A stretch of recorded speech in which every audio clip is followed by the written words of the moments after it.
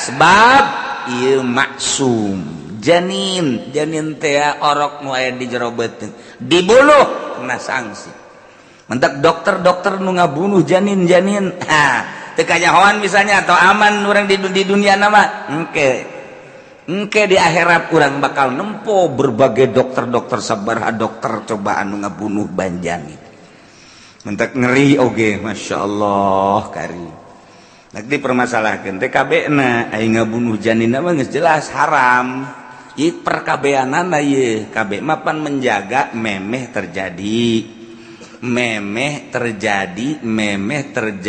kitu naon ngaranna memeh terjadi geus dijaga. Nah ieu ngaranna kabeh. Tah eta teh dipermasalahkeun antara meunang jeung henteu. Tata tergantung kumaha tujuanana, kumaha elatna. Lamun aya awewe lemah fisikna, kemudian lamun teu dikabe ieu bakal mengkhawatirkeun engke kandunganana, cilaka dirina atawa cilaka orokna. Nah ieu meunang dikabe untuk menyelamatkan kelemahan indungna. Atau aya panyakitan dina rahimna, lamun memang ieu ngandungnya bisa akibat dari kandungan tersebut rahim terganggu efekna engke bisa kana awak, berarti penyakit meunang di KB. Kos kitu tah mah, tapi lamun kieu mah ulah boga anak kan geus 2, nah kuari deuk di KB emang kunaon? Sok sieun teu kadidik teu bisa jadi alasan tah kos kitu. Komo kieu mah, kumaha boga anak 2, 3 KB emang kunaon? Lah bisi ka ditu kuari ge hese dahar engke ka dituna beuki hese dahar be sieun fakir sieun miskin ieu mah leuwih bahaya. Ulah kos kitu atuh terus wae. Antepkeun mantek lamun kadenge ente boga anak sabaraha 15 mantah. Tiis asana kana hate teh. Eleh kotok rintik mah ieu. Lamun kadenge sabaraha anak 2 saeutik jasa teu betah. Islam teh teu kuat kos kitu, kuat. Itrati wa biya libadamu takidi minum usara wa minum duriju bidamin makana hadza jazai nasatu lakum antukhlifuni bisuin fi dzawi rahimi. Harus masalah bagaimana kalau ada suami menalak istrinya lewat SMS. Warimah bercinta SMS, nalak ber-SMS kene. Yang isi SMS-nya seperti ini, nanti dah di pengadilan saya jatuhin talak 3. Apakah talaknya jatuh apa tidak?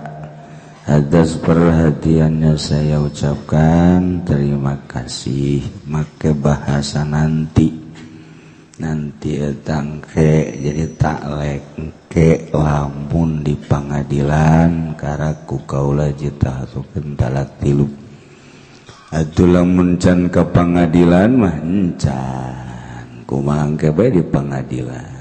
Samemeh di pengadilan mecan jatuh talak 3.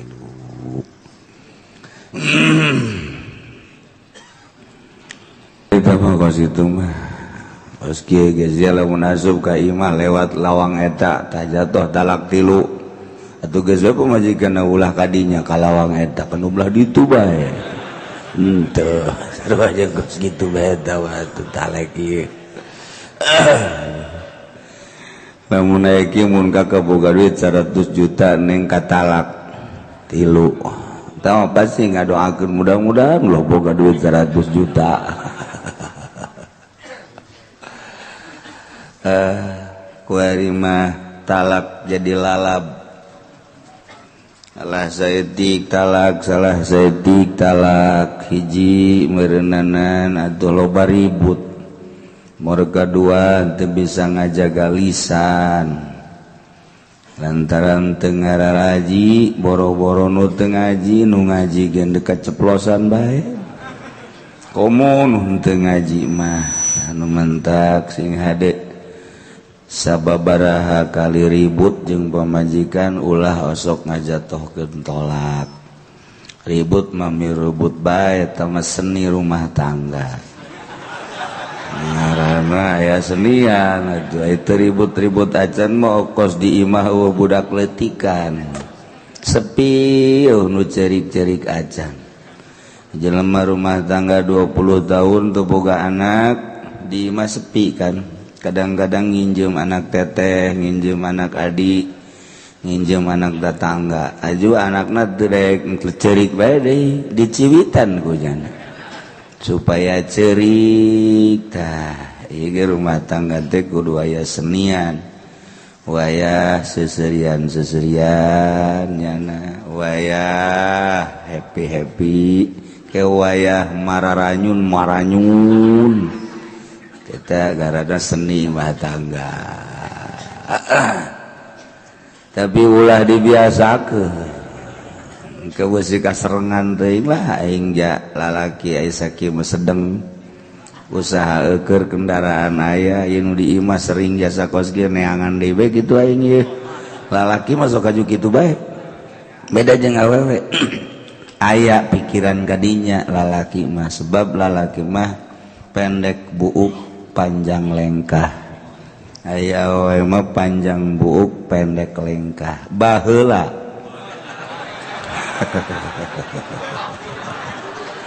Baheula eta. Ku ari mah geus akur bae. Oh, lengkah awewe deuk soek teh naon terus bae cenah mah. Ngalengkah bae. Eta peribahasa kos kitu tapi ku ari mah pohara lengkah awewe teh mana aya baheula mah awewe nu leuleumpangan sosoranganan malah aya. Tapi ayeuna malah embung di baturan. Iyalah baheula mah nu nganjang teh kan lalaki, nu apel nu nganjang lalaki. Ku ari mah tibalik awewe nu nganjang. Mantak aya lalaki teu nganjang-nganjang, awewe nganjang teu laku-laku.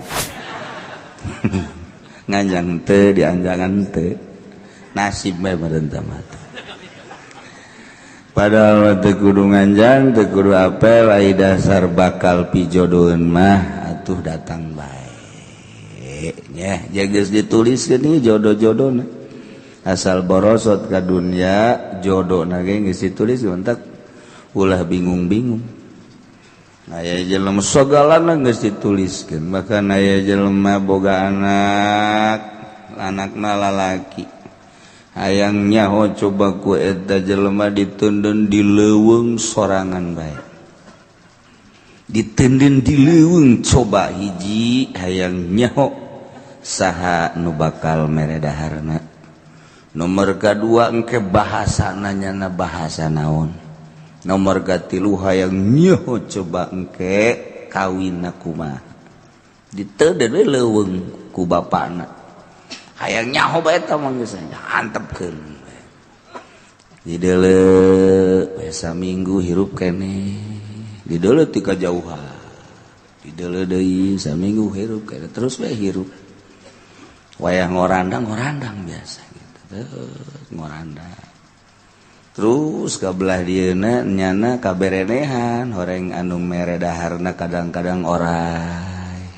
kadang-kadang monyet kadang-kadang mau mere dahar nyusuan biasa datang kalumpang segala rupa gede ayalah bangsa umur 5 tahun kadinya disampeurkeun ku bapakna ngobrol timbul bahasana bahasa Arab timbul bahasana teh bahasa Arab.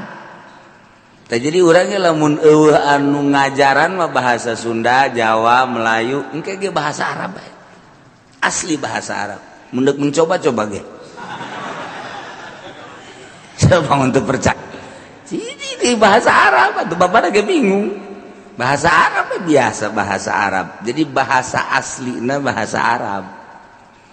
Nah, daharna kabelah dieuna naon nu aya nyana mah dibere sangumbung lantaran geus terbiasa sabada disusuan ku hewan-hewan naon nu aya ba kadang-kadang jukut kadang-kadang atuh pupucukan asal ulah pucuk nu isuk-isuk bae pupucukan sangunya di dahar tak eta jadi geus ngeunah kitu bae nya mah geus dibere bangsa kadaharan urang kieu teu bingan gitu teu beukieu jadi kos kitu timbulna tah mentak kumaha kabiasaanana coba ge orok lantaran kurang dibiasakeun dahar ti leuletik sangu kagedenakeun sangu coba mun ti leuletikna roti cara di Mekah cara di Amerika tu roti bae datang kagedena nu mantak beusi engke hese sangu hese roti dimimitian ti kuari batu hanya coba orok urang ye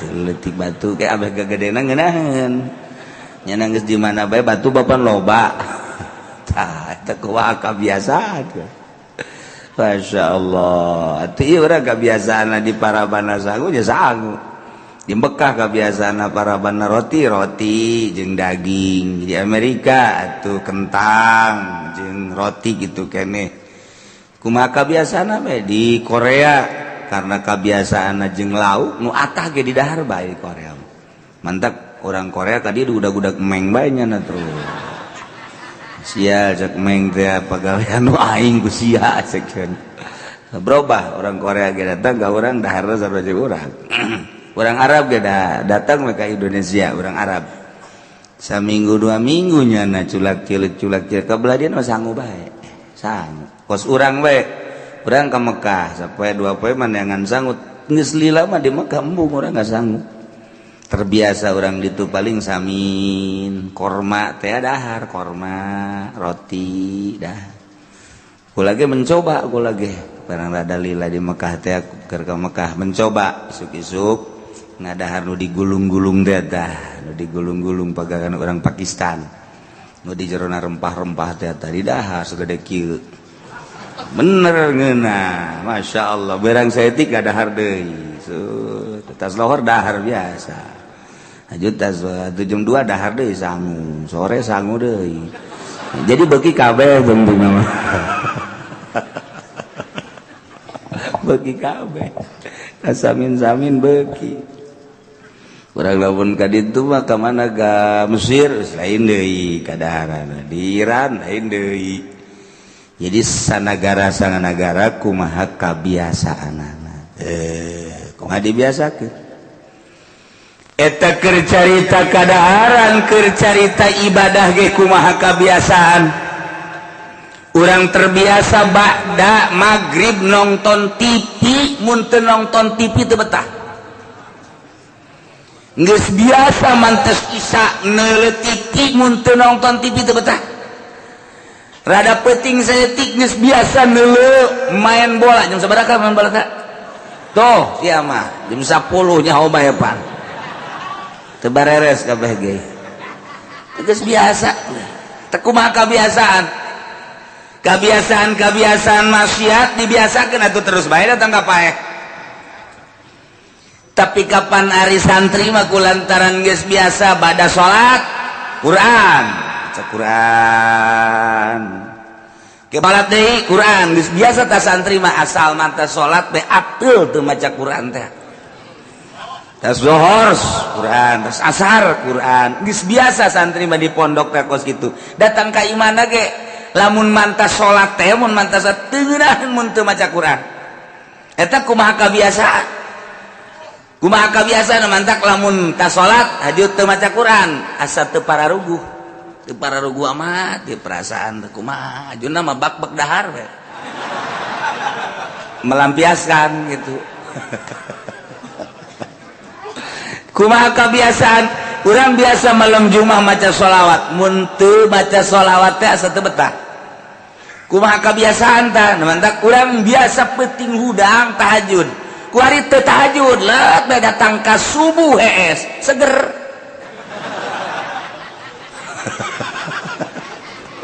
paneta tolol da kos itu Pak Haji biasana masuk rada leuleus teh kadeleuna heueuh lah teh bani mah seger amat hees full eta urusan awak tapi urusan batin mah lain okos du biasa orang salat subuh haju kaberangan asa nyeri hate sanajan hees mah meunang ti Gusti fadol Allah tah mah sebenarnya mah hees mah saha nu bisa nyeun hees du hese Hudang lagi yang menang Allah. Udang biasa sholat subuh berjamaah senang. Hiji mangsa kaberangan. Kajenting seserian ge hate teh nyeri. Asa perasaan kumaha. Tuh, eta kebiasaan. Tapi sekali doang tak kos kitu, 2 kali mata 2 kali leungit tah. 3 kali mah biasa deui bae. Malah lamun kapentingan penting teuing. Jadi kumaha kebiasaan. Nah, ieu urusan dahar kumaha kebiasaan, urusan ibadah ge kumaha kebiasaan. Urang nu geus biasa ngaji poe Minggu mun teu ngaji teh teu paruguh. Lain batur ieu mah. Teu ngaji teh teu paruguh. Asana beda bae beres teu ngaji tapi kulantaran geus biasa teh mandek kedatang ka dina mandek ngaji, deuk nongkrong, deuk ngawuduk, deuk nyate. Pokona mah datang ka dieu we. Bebeja ka imana mah ngaji bae ieu. Kasih mana Cilongok ngaji atuh. Di mana ulah nyaritakeun di mana? Ngaji be pokon. Tadi dicaritakeun naon? Tanyakeun ke akur ge di itu. Terakhir dina masalah diat akhirnya nyaritakeun tentang wajib kafarat tajibu bil qatli kafaratun. Wajib bil qatli kusabab ngabunuh teh kafaratun kafarat ngaluarkeun kifarat cek bahasa urang ek ngahaja ngabunuhna atawa sibih ngahaja atawa kasalahan dawan Allah wa man qatala mu'minan khata'an fatahriru raqabatin mu'minah fa in kana min qaumin aduwwin lakum wa huwa mu'minun fatahriru raqabatin mu'minah wa in kana min qaumin bainakum wa bainahum mitsaqun fadiyatun musallamatun ila ahli wa tahriru raqabatin mu'minah.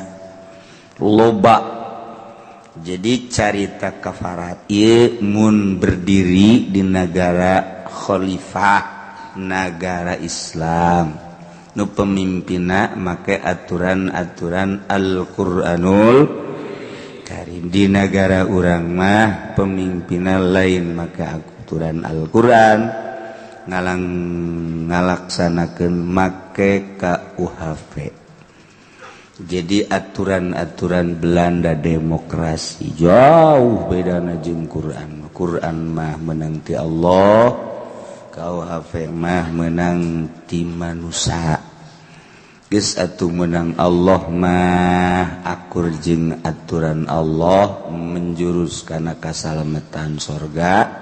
Ieu mah geus jelas teu make aturan Al-Qur'an. Make polos sorangan, make hawa nafsu kahayang sorangan, jadi menjurusna atuh menjurus ka neraka jahanam.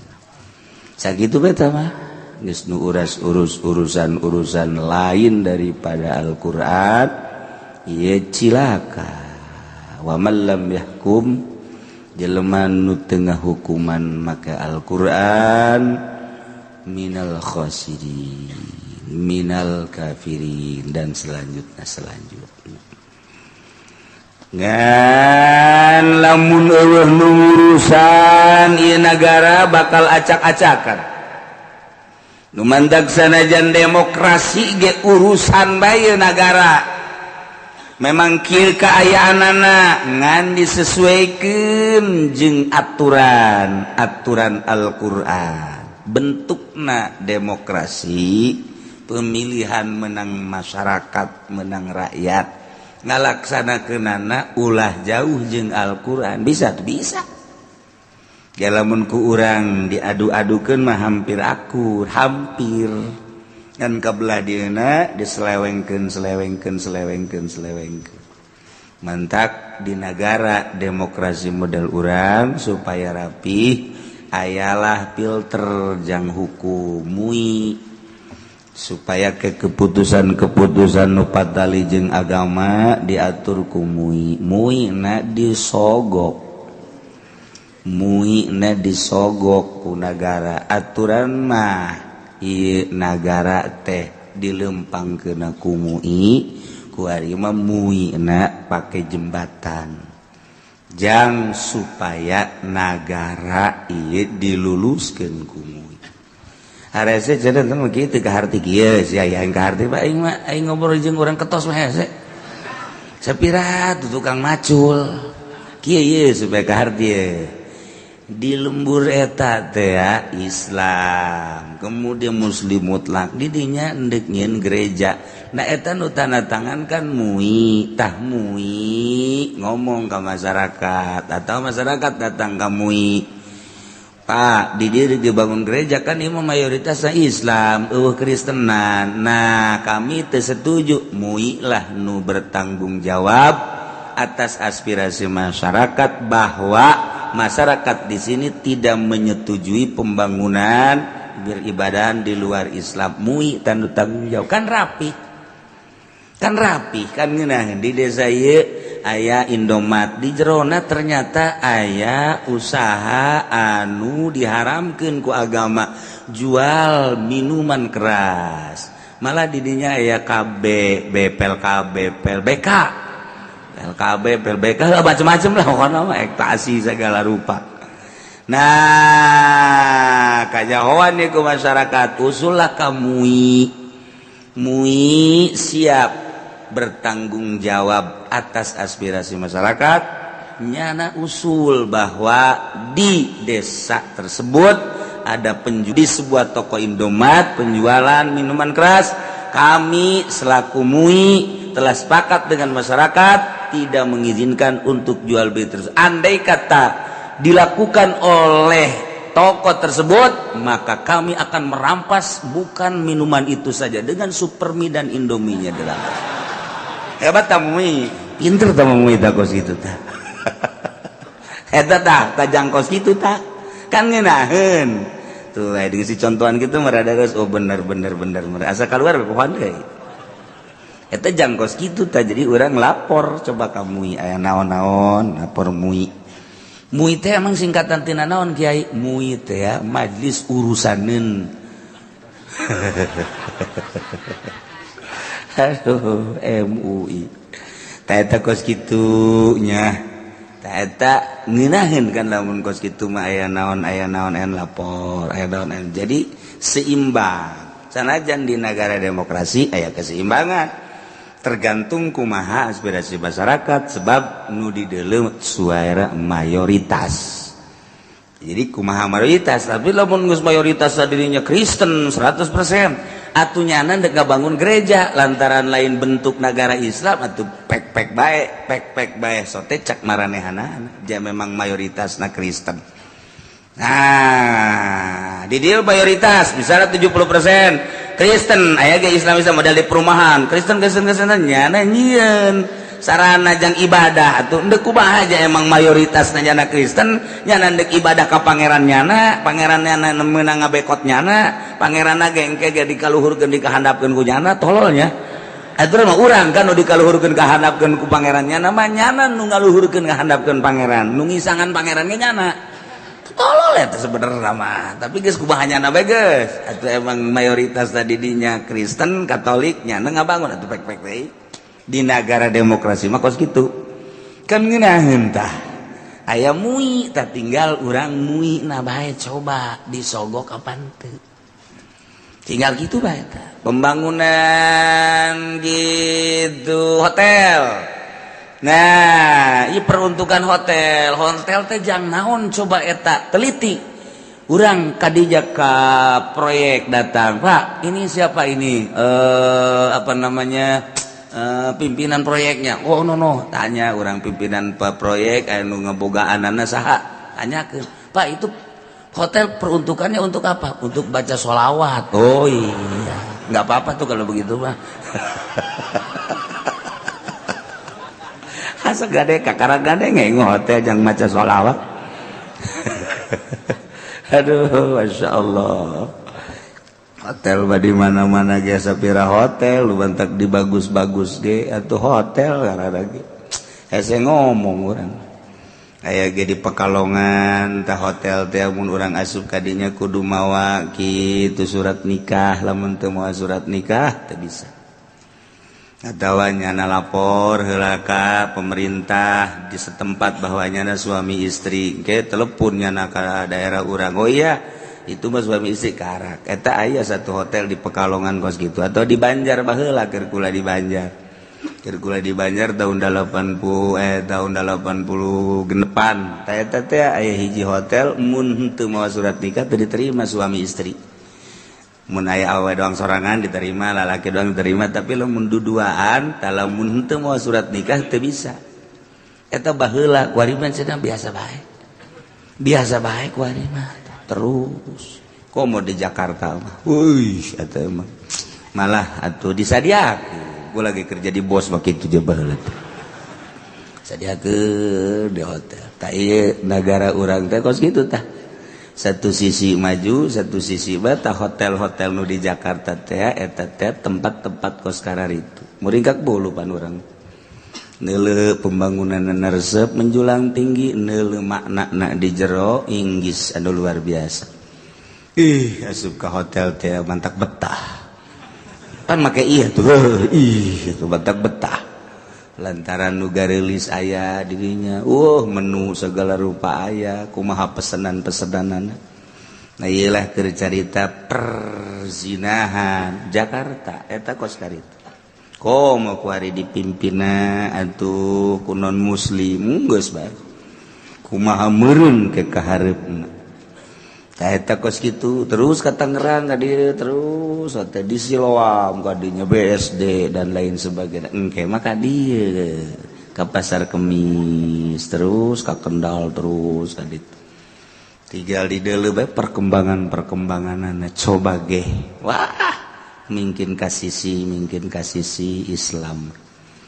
Nu ikhlas geus eueuh geus carang aya ge jual beuli bae atuh utung-utung nama agama ngan sakadar semu-semu doang pareum ke kaditu anu mentak Muhammadiyah teu kudu ngaharam-haram ngabid-abid ka marhaban tepkeun bae pareum sorangan sebabna nu parolot kuari geus maraot pemudana geus teu daek marhaban teu pareum tuh nya eta keur carita perkembangan, tapi Allah mah deuk ngaluhurkeun agama. Ja'nu Allah atuh ku Allah disanggakeun ka Gusti Allah. Satu sisi diserang Irak, diserang Suriah, diserang Palestina, tapi di sisi lain di Amerika, di Inggris, di Jerman loba nu arasup Islam. Kitulah rahasia Allah Subhanahu wa taala. Ieu ieu mah di negara urang wakikieuan teh ieu sakadar aya tek agamana hungkul pelaksanaanna mah teu aya. Wa in kanal qatilu sabian sanajan nu ngabunuhna budak boro-boro ngabunuh cacak-cacak ngarusak barang batur budak atawa nu edan tetep kudu aya nu bertanggung jawab sebagai walina boro-boro eta atuh hewan bae mun ngarusak tatangkalan batur kudu tanggung jawab nu bogana komo ieu ngabunuh wa abdan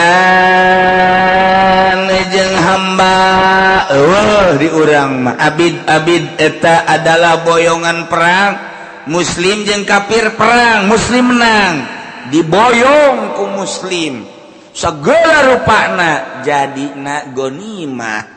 Nah ieu mun lalaki dijadikeun abid awewe dijadikeun amat ta eta teh eueuh urang malah eleh kuari malah Islam eleh kuari peperangan teh urang mun ngadenge kuari eleh terus sanajan secara makna nama menang tetapi secara fisik eleh emang kos kitu si jalun atina Alkitab sijal perang mah munam kitu sijalun kalah menang kadang-kadang menang kadang-kadang eleh baik kelompok kecil kadang menang kadang eleh kadang menang kalau atawa kelompok besar kadang menang kadang eleh kadang menang kadang eleh urang baheula di zaman Kangjeng Nabi menang terus kabelah dieuna terus kapepet deui di zaman kitu Raden Patah menang deui Islam kuari kapepet deui terus coba datang ka kuari can muncul Islam teh dina peperangan encan muncul masih kena terdesak terus tapi orang ulah kaget engke muncul datang kesatria Imam Mahdi ulah kaget emang kos itu diceritakan ku Kangjeng Nabi nage ke aya pahlawan anu luar biasa Imam Mahdi ngan urang lamun meneliti kekalahan naon nih sebabna mun diteliti ti Kangjeng Nabi kene ketika perang Uhud nu mantak Kangjeng Nabi sahabat-sahabat kalah lantaran sahabatna tergiur ku dunia.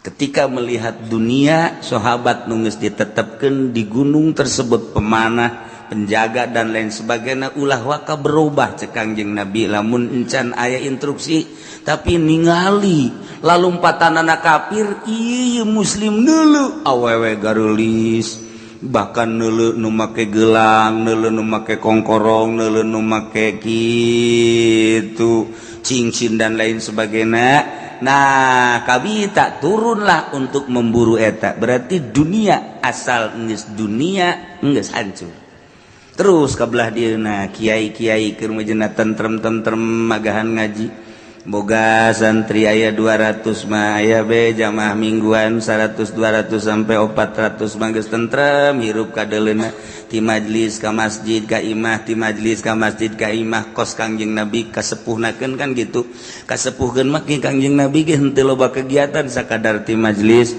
ti imah ka masjid ti imah ka masjid nah ieu ge kos kitu teh kiai teh mantep jasa teh mantep barang jol bae lurah mawa bendera koneng mulai geus goyang ketebak angin dikuatan ku camat kebutuhanana naon terus dirojok nah ieu teh nyana akibat hayang kemudian atuh aya mulai dunia tah aya nu lain eta ya aing jamagahan ngaji moal kaganggu kabeneran keur aya pembebasan tanah lah aing dek milu nyaloan bae lah ustad milu nyaloan nu biasa dikekempit riad takrib kuari mah SPPT tatangga dibawa kunyana dunia ieu dunia ngagilek hate geus moal beres tak kajen kumaha ge santri moal betah ngaji moal tentrem tarenggeussan teh tareh wassalamualaikum warahmatullahi beres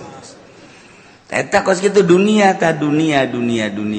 ulah eta sangkilang cicing bage cicing asal hate resep bae kada dunia lain deui teu meunang resep kana dunia aya eueuh sakitu bae eta karak mantep nah, jadi dunia luhurna agama munculna agama ieu lamun teu kabita ku dunia asal geus kabita ku dunia tuh geus leumas cara rengkleh bu encan perang jeung itu kakarak perang jeung bendera koneng bae teu kuat kakarak bendera eta doang geus teu kuat masyaallah teh gitulah jadi kuari ya dideuleu ku urang di berbagai daerah lain saeutik nu barisa ngaji lain saeutik anu negakeun pondok pesantren tapi kekuatan batin nu mantak yayasan lain jore yayasanana istimewa atuh lamun aya jelema nyieun pondok pesantren yayasan hebat lantaran terkoordinir secara rapi aya kelas 1 kelas 2 kelas 3 engkena ka dituna boga atas nama ijazah lain letik-letik istimewa bagus di mana jorena kecenderungan hati terhadap dunia geus lain deui geus lain pondok pesantren yayasan mata mah lantaran naon lain dek negakeun agama ayat nu teu mayar bae saurang murid dikaluarkeun eta tandana tah aya di pondok pesantren mah pendatang ka incuan ge moal anu ngaluarkeun sadaekna nyana mimiti can kawin cenah kula mah neuk di pondok los boga anak 1 2 3 4 5 bebeja ka kiaina kula di pondok geus boga anak 5 ajo neuk di pondok we hasa bodos iya wari geus boga anak parawan ngawinkeun nya na balik heula juga pondok deui kula becenah geus boga minantu ge di pondok datang ka Monar sia di dinya bae udah keluarga sebab lawan iya tuh kiai jeung nyana teh babarengan ibadah ngaji ka masjid unsurna naon mantap we tah coba sakola mah teu mayar teu bayaran sabulan haju bae warning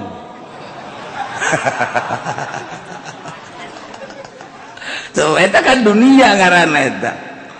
Jadi berarti gak jual pendidikan teh ke dunia maluhur kajian guku mage kajian deui pondok pesantren 5 tingkat 7 tingkat datang ke langit tetap moal bisa pakai perang kos gitu sebab lawan dunia jerokna malah dikutuknya nata ku kiai-kiai ku musonib sebab mu'alifna musonib teh ya sapina ya takrib ya riyad ya fatul mu'in ahli Allah kuari dibaca di pondok pesantren ku ahli dunia ya sekedar pikir mah masalah ngan bermasalah sote niatna etalah mantak henteu terasa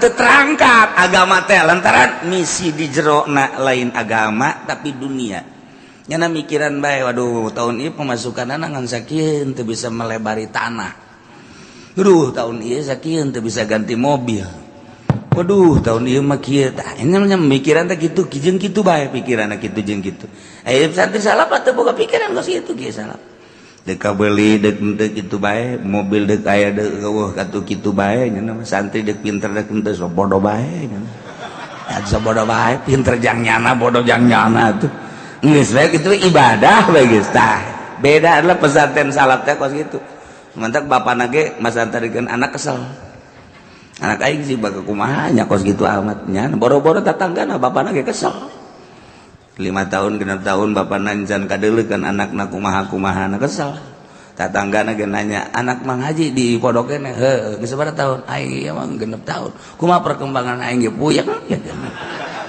leuleuh anak datang minta beas bae lah kumaha ka ditu kumaha nyana bae lah wai tapi bangsa geus 9 tahun 10 tahun ka arah di masjid kadenge Allahu Akbar anak saya tak anak Mang Haji puja hebat eta wih atuh anak Mang Haji teh cek jangan mulai tatangan boga anak paraun dari ka mana keur aja moal ngan geus mahal atuh geus bisa kos kitu mah tuh kotok geus bisa kongkorok malin deui mah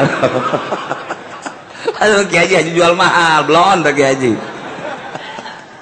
itu santri mah beda oke lah 5 tahun balik ke imah nu sakola SMA mah mun aya anu maot moal digerokeun anu kuliah aya nu maot moal digerokeun santri bari digerokeun di hadir si di imah kuna itu mah anu pae pangmandiankeun sial giliran mandian ka aing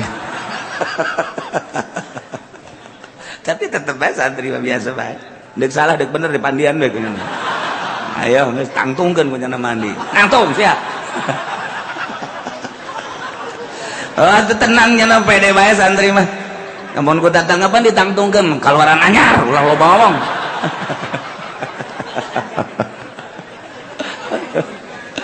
Masya Allah santri mah pede bae bungkus beres pandian geus beres pandian bungkus dek salah dek bener pokoknya gitu bae santri mah lamun anu ngaharuan pan ieu atuh kitab teh pan lain hiji geus bae cenah pede bae cenah ai datang ka kamar mah aing salah sebenarnya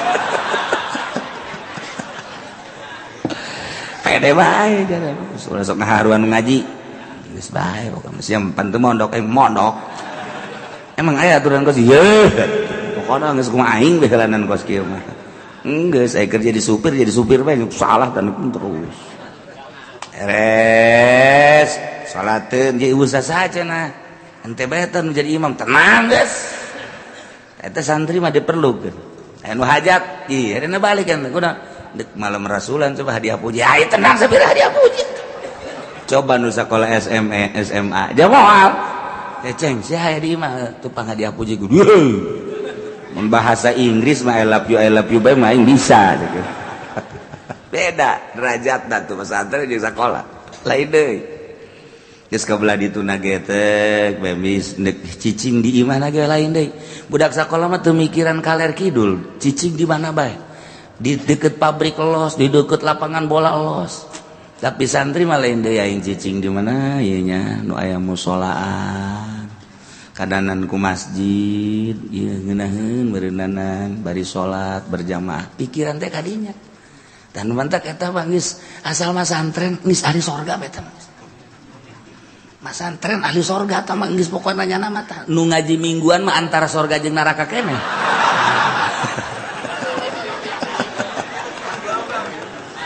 Kican mutlak santri bagus mutlak kana bagus. Paeh jadawa keur masantren sanajan keur di imah status masantren geus moal dihisab deui sorga bae. Nu sorga tah nu ngaji mingguan mah kacan puguh. Sebab niat lagi lain mondok pan ngaji mingguan mah melampiaskan. Iya gara-gara eueuh di ditu da ieu mah ieu. Ieu ngaji nu ku urang diaji eueuh di teu dilaksanakeun. Da majnunan wa abdan jimian abin wa amidan muktian mutasabiban eueuh pelaksanaanna nya.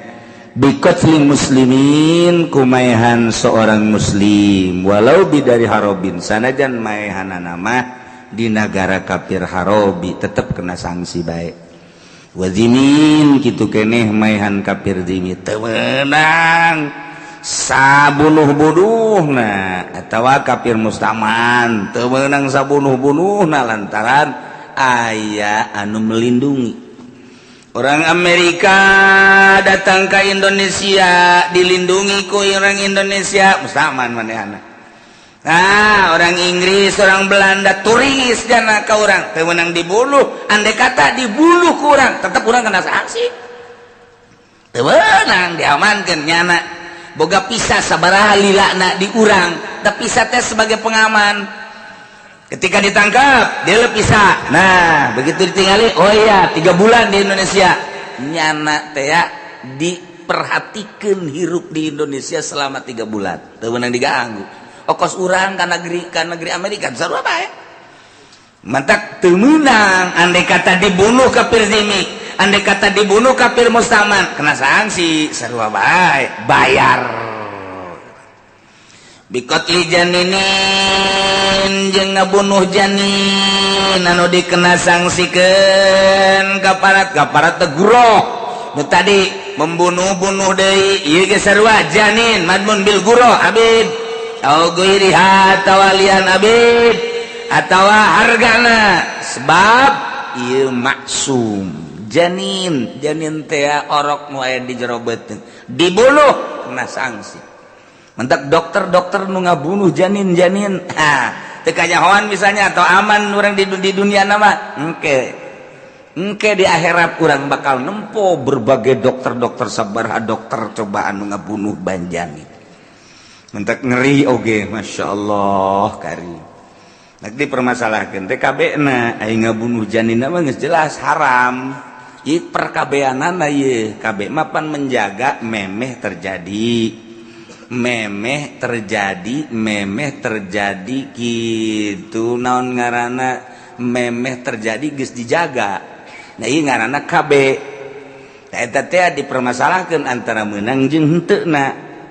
Tah tergantung kumaha tujuanana, kumaha elatna. Lamun aya awewe lemah fisikna kemudian lamun teu di KB ieu bakal mengkhawatirkeun engke kandunganna cilaka dirina atawa cilaka orokna. Nah ieu meunang di KB untuk menyelamatkan kelemahan indungna atawa aya panyakitan dina rahimna. Lamun memang ieu ngandungnya na bisa akibat dari kandungan tersebut rahim terganggu efekna engke bisa kana awak berarti penyakit menang di KB.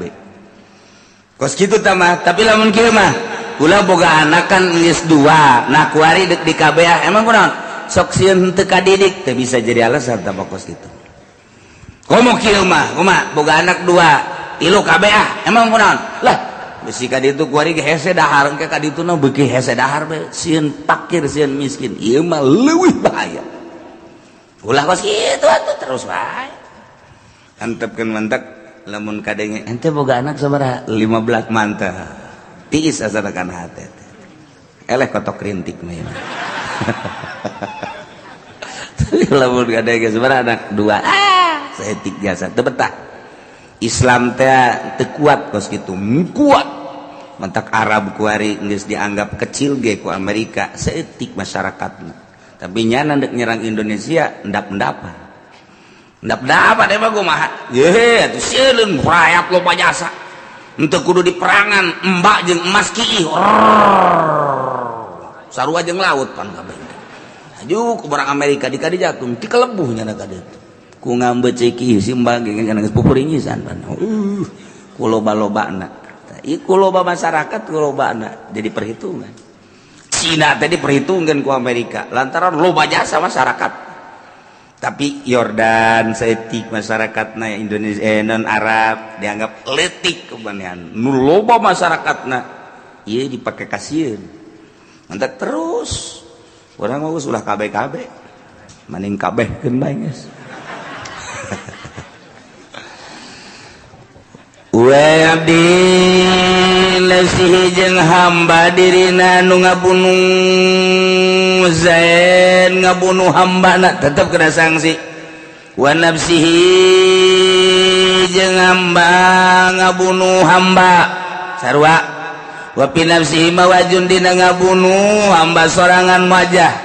Ieu malamun ngabunuh diri mah kena wajah. Zaid seorang hamba kemudian ngabunuh diri. Bunuh diri mah ieu diperhitungkeun nu kena nasaha kena sanksi cek sakaon teu la imratin teu dikenakeun sanksi teu wajib kaparat bikot limratin ngabunuh awewe wala bikot sabin budak leutik harobia ini anu bangsa kafir harobi duanana wanita budak leutik kafir harobi duanana kafir anu merangan Islam eta tek dikenakeun sanksi lantaran memang bunuheun nya nama sebab nyana lah anu ngarusak ka Islam di negara kafir harobi lain di negara di luar eta di Amerika perang jeung Amerika perang jeung Indonesia kemudian dibunuh sasahana ge henteu kena sanksi lantaran memang kafir anu ngerusak wari Amerika ya kafir harobi. Wa bai wa bagin jeung anu lacut.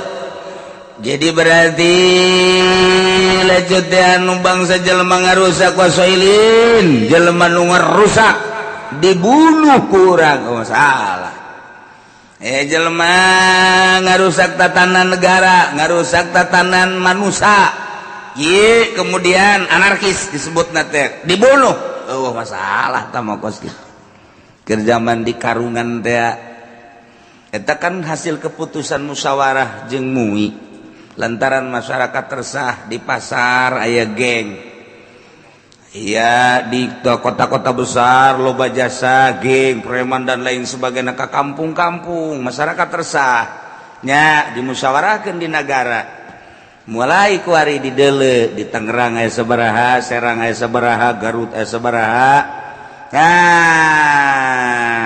geus dicirian bunuh geus emang ngarusak tamat lain lalagaan ngarusakna masalah teh dibunuh kos kitu bagian soil untuk kena sanksi andai kata kurang dibunuh boro-boro kuno boga kepentingan di negara wilayah iya mah masyarakat kayak ngabunuh itu masalah lantaran sarua jeung kafir harobi sarua jeung murtad emang bunuheun tama kos kitu di urang mah bari-bari ge uang jago doang mobil liwat muatanus berhenti uang jago teh balah ku bontot Samsung ge jadi teh kos kitu mah muktasin minhu ajujeng nu kena kisos kemudian dibunuh masalah emangnya anak kena kisos geus wala kullin minas suraka kafaratun fil saban sahiji tina suraka syarik-syarik anu tadi ieu adalah kafarat menurutkeun qaul rasul wa hiya kaziharin percis kos diharba lakin la it'ama fil azhar cuman teh aya it'am hungkul dina mungguh kaul azhar selesai nyaritakeun diat sok itu panjang lebarna walaupun henteu Kitu dilaksanakan di negara urang, tetapi urang hukum-hukum nama geus nyaho minimal jangan jaga diri urang ulah sampaikan terjerumus urang ngarusak batur ngabunuh batur atau urang nganiaya batur lantaran di Indonesia di dunia teu selesai tetap aya penyelesaian jaga di Rabbul Jalil. Mudah-mudahan orang kabehan disalamatkeun ku Gusti Allah, dihampura ku Gusti Allah, diberi daek ibadah ka Gusti Allah sehingga orang maut husnul khotimah. Wallahu a'lam bissawab.